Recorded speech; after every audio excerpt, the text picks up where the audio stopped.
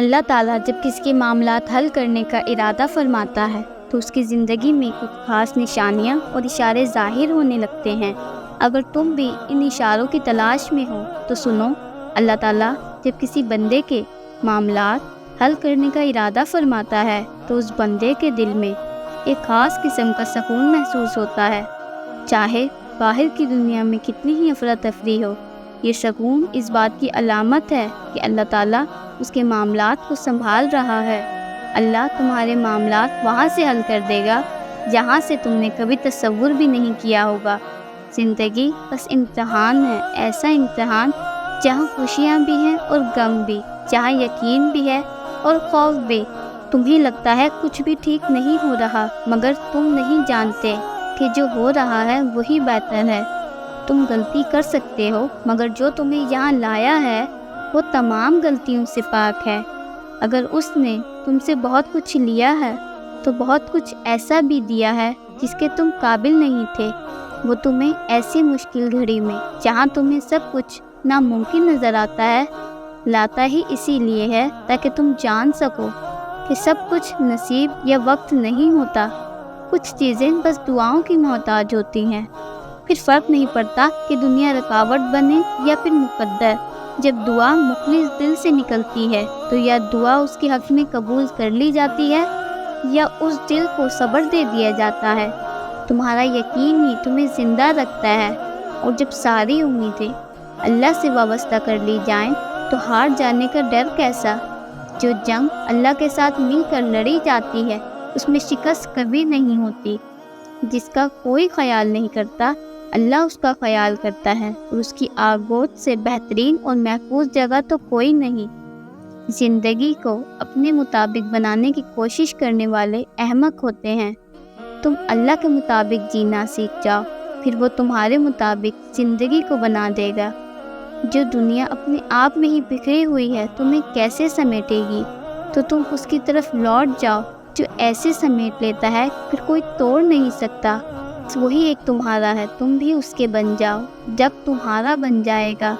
زندگی ابھی بھی باقی ہے، راہیں بھی نکلیں گی اور بہت سے نئے دروازے بھی کھلیں گے، منزلیں بھی ملیں گی اور معجزے بھی ہوں گے، داستانیں بھی مکمل ہوں گی اور دعائیں بھی قبول کر لی جائیں گی، اور تمہیں وہ سب ملے گا جس کے ملنے کا تم سوچ بھی نہیں سکتے۔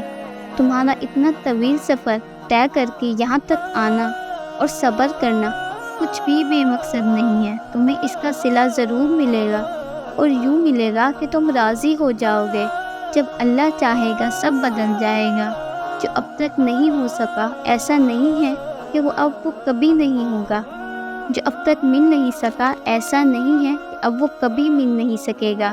جس منزل کا انتخاب عرش والے نے کر رکھا ہے اس تک پہنچنے سے تمہیں دنیا کا کوئی راستہ روک نہیں سکتا۔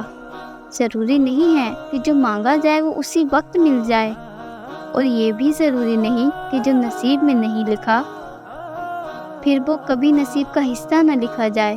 بس یہ ساری وقت کی ترتیب ہے، سب کچھ اللہ کی منصوبہ سازی ہے۔ تمہارے سوچے ہوئے وقت کے مطابق نہ صحیح، مگر جو بھی ہوگا تمہاری رضا کے مطابق ہی ہوگا۔ اگر سب کچھ فوراً ملنے لگے اور وہ بہو ویسا ہی ملنے لگے جیسا تم چاہتے ہو تو تمہیں کیسے پتہ چلے گا کہ جو چیز اللہ سے مانگ کر اور اللہ کو منا کر ملے اس چیز کا مزہ بن مانگے مل جانے جیسا نہیں ہوتا؟ اور اگر نیند آنکھوں میں اترنے لگے تو تم کیسے رات کے اندھیروں میں وہ سرگوشیاں سن سکو گے جو اللہ اور تمہارے درمیان ہوتی ہیں؟ یاد رکھو، جب مشکلات اور پریشانیاں حل ہونے لگتی ہیں اور راستے خود بخود کھلنے لگتے ہیں تو یہ اللہ کی طرف سے ایک نشانی ہوتی ہے کہ وہ ہمارے حق میں بہترین فیصلہ کر رہا ہے۔ تمہاری دعائیں سن لی گئی ہیں، مگر یہ وقت آزمائش کا ہے کہ انتظار کتنا کرتے ہو۔ تمہارا سکون بس یہ بات خود کو سمجھا لینے میں ہے، جو بھی ہوا اللہ کی رضا سے ہوا، اور جو بھی ہوگا اللہ کی رضا سے ہی ہوگا۔ تو اگر دل کو حقیقت پر منانا مشکل ہو گیا ہے تو اس کو منا لو جو حقیقت کو بدل سکتا ہے، اور اس کو منانے کی ایک ہی تدبیر ہے: دعا، صبر، یقین اور انتظار۔ ہر چیز کو کسی نہ کسی مقصد کے تحت تم سے وابستہ یا پھر دور کیا جاتا ہے، اور وہ مقصد تم کبھی نہیں جان سکتے۔ بس تمہیں اتنا یقین رکھنا ہے کہ وہ مقصد خدا ہے، اور جو وہ جانتا ہے وہ تم کبھی جان نہیں سکتے۔ بس مطمئن رہو کہ جس کے ہاتھ میں تمہارا نصیب ہے وہ معجزوں کا بادشاہ ہے، اور اس سے بہترین کوئی مصنف نہیں۔ وہ کہانی کا ہر رخ